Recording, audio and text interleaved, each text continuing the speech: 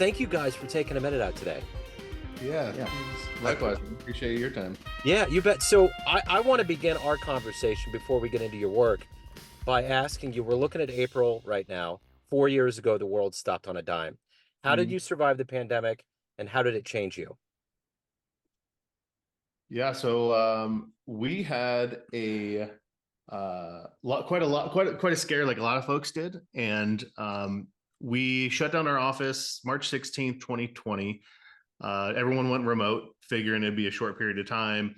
A lot of our clients are we're a digital marketing, operating a digital marketing agency. Our full-time focus was on that at the time, and so we were worried about all of our clients calling us and saying, "Hey, we want to pause." What we found out is in a tough economy, and we had a really condensed exposure to that in that time. We had we had the opportunity to realize that people need digital marketing in a big way in a down economy, right? So it's something we tell, today we teach digital marketing agencies the operating system by which our own agency grows. And we feel like a broken record sometimes, where basically saying, this is the best time in the history of the planet to own or operate a digital marketing agency, and it's only getting better. It only gets better in a economy where people are watching too much news and worried about the future. Yeah, 100%. Like 2008, that time too was great for us. Like the two biggest growth areas in our business were 2008, 2020, and it's for that reason. And so I think what a lot of people don't realize is, yes, there's a lot of people that are operating in scarcity. They're scared and they're canceling. They're not going to do anything. But there's a lot of people that have an abundance mindset that want to do something. They're going to fight the fight. They're going to reinvest. They're going to try to make sure that their business is going to sustain. And all we really needed to do was figure out how to get in front of the ladder, right, and in front of those people. And so we did have to change our strategy quite a bit, but we figured that out. And once we figured it out, we were able to also show that same strategy to other agencies all over the world so that they can keep afloat as well. And so we, I don't know how much you know about our background, but our agency runs without us today so that we could focus on coaching other agencies. And it was right at that moment in time where we decided to step both feet out of the agency and focus 100% on the coaching. So once we were able to figure that out, we were able to take that out to a bunch of our students who were, quite frankly, looking for something like that, looking for a solution of how they were going to get by. And we were able to give that to them and help them get through that whole time. So in this transition place where you're at, where you went into coaching, I'm going to put you in 2024. I'm going to put you in front of a bunch of third graders. It's career day. And one of the kids says, "Hey, what do you do for a living?" How do you guys answer that child? That's a great question. So it's funny because I get this question quite a lot from people who are not third graders and people who are adults that know us as the web and digital marketing guys. And I might go around town and visit someone. Someone say, I've been paying attention to your videos and the things you're posting on social media. Like, what do you do now? So what I get to share with those folks and even those third graders is we help people who want to start businesses or have businesses grow and get bigger. We're business coaches. We help people and specifically, our history has been in web and digital marketing. That's the kind of business that we've owned forever, building websites and helping clients get more leads and more clients for their own business. Now I teach other people who want to start that same type of business. So how did you guys hook up? How did this union happen for you guys? Yeah, I actually applied for a position at Anchor Wave, which is our agency. So I've been working in a corporate environment for Intuit, managing the online communities for like QuickBooks and TurboTax and Quicken, and feeling like a really small cog in a big, huge machine, right? And not really understanding, like, sure, I was making good money, sure, I had a good job, but I didn't really know how I was impacting the world. And so when I saw this position that Mike put out there to be a web strategist, I'm like, cool, I know a lot about web strategy, and I'd love to be able to more directly with small business owners and be able to help them. And I was spot on. We've seen that with our agency and working directly with business owners and knowing that we're having an impact on our community here. But now with the coaching, it's just taking that to a whole nother level, right? Like we're having an impact on the world. We have students in Australia, Canada, Europe, America, obviously. And so the stories that we hear from the stuff that we've taught and just knowing that, that person is having that same type of impact as Anchor Wave is having, but in Australia, we're in Toronto or wherever it is, like we know we're playing a hand in that, which is super cool. So who have you guys emulated in this world of digital marketing and getting the word out and disseminating information in this new era? Who have been people you've looked up to that have been inspirations for your work? Yeah, we actually had the opportunity to spend a lot of time around industry folks over the years, and we've probably spent of all the famous digital marketers that if people listening even know of a famous digital marketer, if they one of the ones that's quite well known is a guy named Russell Brunson. He owns a company called ClickFunnels, and ClickFunnels went from 0 to $100 million in revenue in less than 5 years, and it's a quite an incredible story. With no investors, right? Yeah. Zero investors, zero. I totally bootstrapped it, and the number of I wouldn't be surprised to know if he holds the record for the number of $1 million plus businesses he's helped to influence and create. We're certainly one of them, in lots of different respects. And so we've had the opportunity to study under him for a bunch of years. It's led to us being featured in some of his books for some of the strategies that we've come up with. We've been speakers on his stages. He holds one of the largest digital marketing conferences annually, called Funnel Hacking Live, which attracts more than 5,000 digital marketers from around the world. And we've been able to stand up on stage in front of that many people, which is a wild experience, teaching some of the things that we've learned under him and developed under his guidance and mentorship. So who have been heroes for you guys in your life? You're obviously highly driven. You got a lot going on, a lot to look forward to. Who has been that inspiration for you? And I think Russell's obviously one, but I think probably where I first got started with like knowing that there's a bigger world out there and knowing that there's more opportunity is Tony Robbins. Like my mom picked up some of his tapes early on, and it was just something I was immediately drawn to. I listened to those things over and over and over again. And what's funny is that the first time and the second time that we got to speak at Funnel Hacking Live, he was the headline speaker. So knowing that I was able to share the stage with him was like a dream come true. We're still kind of pinching ourselves at that one. But yeah, he's definitely had an impact on my life. Not only then, but like every time I feel like I'm kind of getting in a slump, I'll bring those tapes back out and I'll listen to him again. And he seems to have the recipe for what I need to get myself to the next level again. Yeah. How about you, Mike? You got anybody? Yeah, I mean, a lot of the heroes that I've met have come from, I'd say starting from personal development and listening to some of those same exact tapes as AJ did, have come from other folks that have written books. There's a friend of mine, a friend of ours, Barb Moses, that we got to attend one of her leadership programs early on, and we attended this program,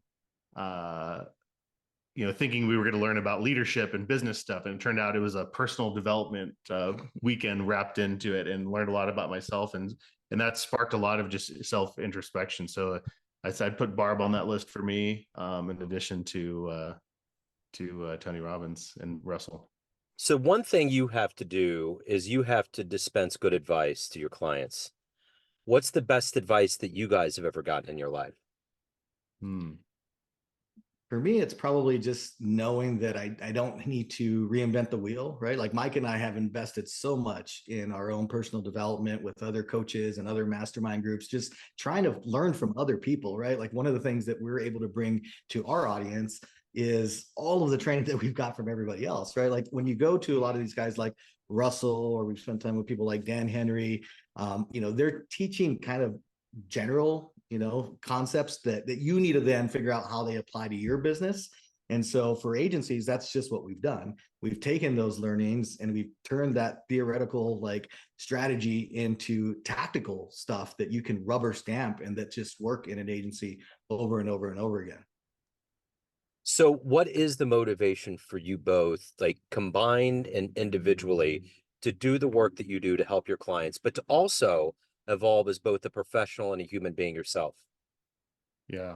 I mean, one of the things I think about routinely is that, and I feel like I've been saying it a lot lately, is, business is a game that we get to play, right? But more importantly, it's a game that we get to design, and it's I think that's one of the really cool things about business and entrepreneurship is that we don't necessarily have bosses or certain hours that we work or certain ways of doing things. We really truly get to create businesses that serve who we are, who we want to be, and the impact that we want to make. And I think that the days that I've been most frustrated are the days that I either forget that I'm in control of the way the business works, or like I don't see the pathway for how to change the business to suit that way of living. And so I think there's a lot of rules and ways that the world works. And I calling back to your early question about the pandemic, it kind of shown a spotlight on a lot of those systems and processes and the ways that we all thought that the world worked, and turns out there's other things at play. And I think that if you're living this is something that Steve Jobs says, by the results of other people's thinking, right? Like it's your job to call that into question. And I think that's a driving factor for my own pathway through business. But it's also just like a chance to wake other people up to the same idea that we all have those friends that they hate their job, or they hate their situation that they're in, or these really challenging things that they've got going on. And it's just the realization that we have the ability to change it, even though it's hard, right? It's easier said than done.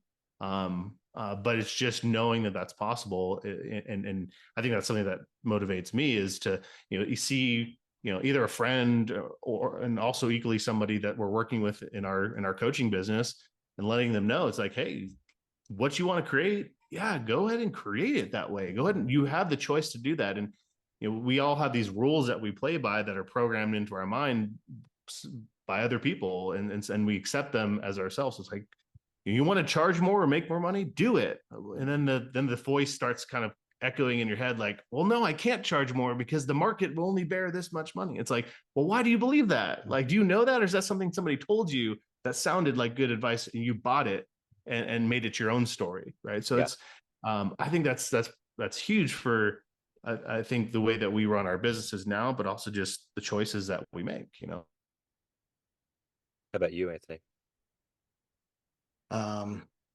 Yeah. So can you repeat that question again? Sorry. Just I just wanted to get to, what is the motivation for you to do this work, not only for the clients, but for your evolution as a person? I think a big motivation for me. So it's funny because even before I joined Anchorwave, I had started my own agency while I was working full time at Intuit as something I was interested in that I wanted to do. And I remember there was nothing out there. Like Mike and I both bought this one resource. It was like this binder that came with like some sample proposals and a contract and like maybe like a process map for certain things. And it was pretty bare bones, but we both owned it because it was like the only thing that was out there. Right. And Mike and I constantly say like, man, if we could have the stuff that we're giving right now and go into the DeLorean back in the future, or to 20 years ago, man, it wouldn't have taken us this long to get to where we're at, right? We would have been able to do it a lot quicker with a lot less stress and a lot less headache. We had to do everything the hard way and figure it out and take the wrong path and go 20 steps in this direction just to realize that I shouldn't have done that. And then I got to backtrack. And so it gives me a lot of, it's really rewarding for me to know that we're able to help people in that way and give them the shortcuts that we didn't have, right? Make it easier for them.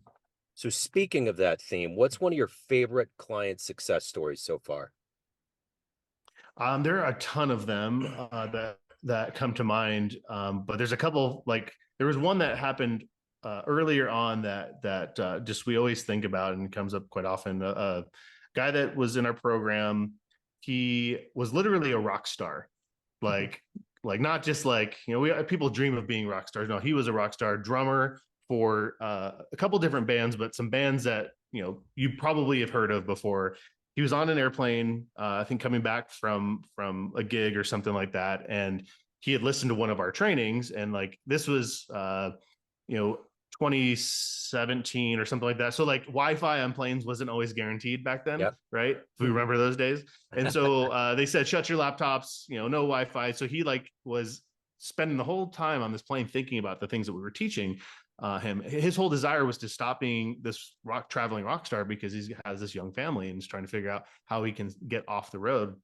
And so, within about a 2-year time period, he went from not having any business to speak of to passing $1 million in revenue annually. And he's done that with a very small team and been very nimble. And so that's just a really cool story. But we've got lots of examples of folks who have built up their monthly recurring revenue such to the point where it's meeting and exceeding their monthly expenses. And a lot of times people will look at or hear the idea of financial freedoms. Like, what does that really mean? Well, it's not complicated. It's an equation. It's what we say is monthly recurring revenue greater than expenses.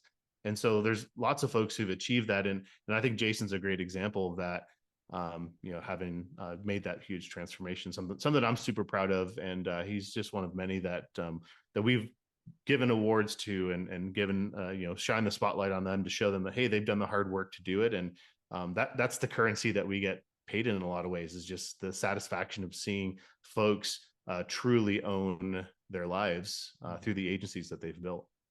So what are you guys the proudest of? Of all the things that you guys have done in your life, whether it's professionally or personally, what are you the proudest of?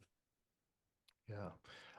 I mean, I think it's being in control. It's the creativity that we get to play in. So it's funny how AJ and I have come together as business partners, but we have a lot of very parallel things in lives.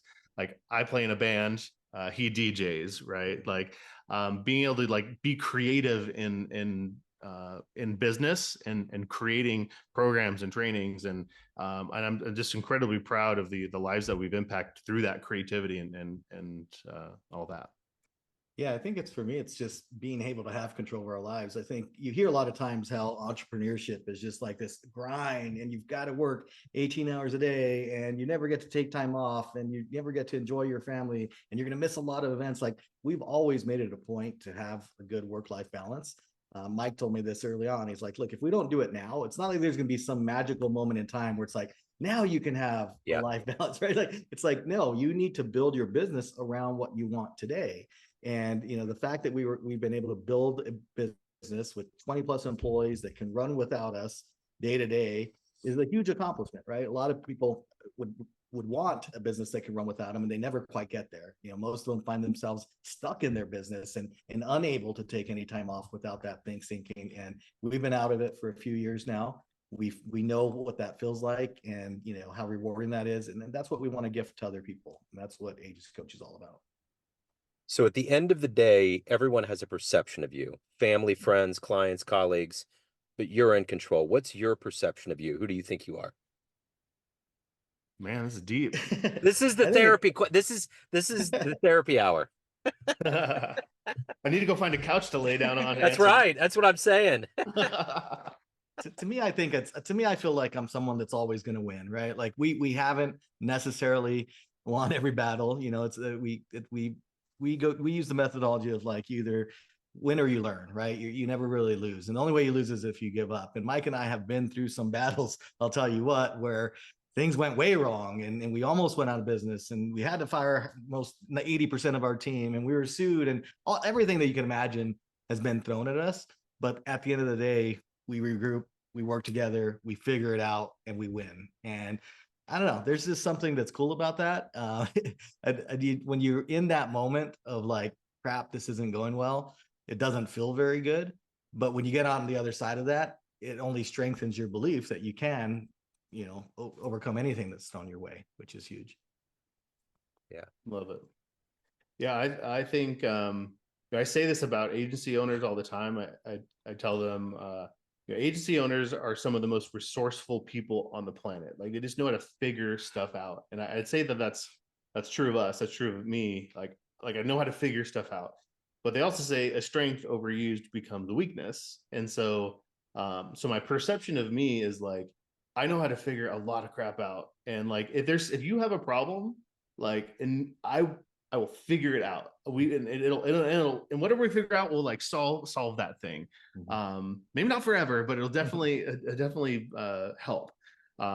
And in that, sometimes I don't look outside of myself for the solution. And so that's something that I struggle with, is how to find how to let go of the things that and empower other people to make those same decisions. So while that may not be like the rosiest thing, I think it's the reality truth. Yeah. It's like, I know how to figure shit out. And then I also sometimes need to not be the one figuring shit out. Right, but that's totally noble. So let's end this, since we had a therapy hour, let's end this on a high note. Okay? All right. We get off this call, a time machine pulls up in front of your business. You guys can go anywhere in time. You can go back in time and see one event with your own eyes, or you can go to the future. Where are you going to go? What do you want to see? Do I come back right after, or am I living there from that point forward? We don't want to put a ripple in time. We don't want to do what Biff did. We just want to be cool and watch it and get out. Want to watch it. Want to watch it. Oh, good question. Oh man, there's so many points in time. That's really tough. That's really tough. I mean, I think, yeah, from like a personal standpoint versus from a business standpoint, like I think like watching some of those like early sales calls, or watching some of those early like networking meetings that I went to in the business would be really fascinating, just to see how I was really being in there, and like what I could have told myself that maybe would help somebody else in the same situation. Yeah. Yeah. I think that would probably be my answer. Yeah. I think from a business perspective, for me, it's going back in time to the point where we didn't really think too much about recurring revenue. We were always focused on like one-time projects and like something that could bring in a lot of money. You know, I was chasing big websites that were $20,000, $30,000, $100,000 websites, thinking that that's what was going to build our wealth, when those come and go, right? And at the end of the day, I'm starting the next month at zero again, and the next month at zero again. And we just got tired of that. And we finally had the realization, after running a report that showed us like our top 20 clients for the past 4 years, and none of them being those clients that I sold a big upfront website to, but them all being the person that was paying us $2,000 a month for the past 4 years, like the dentist, the HVAC guy, you know, the roofer, that like, once we realized that and shifted our focus to that, that's when all of our problems melted away, right? Because it took us about a year to build our recurring revenue to where it was covering our expenses, and we did have that financial freedom Mike talks about. And that just is a total game changer. When you're creating from a place of like necessity, where something, you have to make this money this month, you know, you're not creating very good stuff, right? If you're coming from a place of real creativity and just wanting to create something that's going to help impact your clients or the world or whatever it is, like that's a much better place to come from. And we've been able to create some really cool stuff without that pressure of it needing to be a slam dunk in terms of bringing a bunch of cash in. So, Mike, you gave me an idea. I hadn't thought about this before, but my dad was a car salesman, and back in the day, and he worked at a Toyota dealership, and he always told me this story. Back in the day with the old phones, he got a real hostile customer one time, and he said, "Listen, go get a pencil real quick. I need you to write something down." So they put the phone down. They go and they get a pencil, and he was like, "Okay, are you ready? You got a piece of paper? You ready to go?" And the guy was like, "Yeah." And he just took the phone and went bam and just slammed it down on the grid. I would love to see that happen. The joy on his face, because, back in the day, mid 80s, he's selling cars. These people are calling up and getting hostile. And, he was just like, "Here you go, dude. Here's a little bit of your own medicine." But if I could be on the fly on the wall to see the joy on his face after he did that, that would be pretty cool. Right. That's intense, man. That's like out of a movie or something like that. All these things were like in a movie. Like, he was telling me one time he was at a stoplight and he had some car that just died on him that was supposed to be a new car. It's hotter than hell. It's in the 80s. AC's out. Somebody's behind him honking. And he just got out of the car and he said, "Listen, why don't I get back here and honk at you and you try to go up and start my car?" And the guy just rolled his window up and just, that was it. So anyway, if he would have put together a book, it would have been a good one. So yeah, that's awesome. So very, very final question. What's the best thing about living in Arizona? Man, Arizona is such a diverse state, and folks just don't know it if you've not been here. Like, everyone assumes dust and cactus, right? Yeah. But it's so diverse. Like, I mean, we don't got beach necessarily. We don't have ocean, but just dang near everything else. Yeah. It's a great place to be. The people are amazing, and the business opportunities are abound.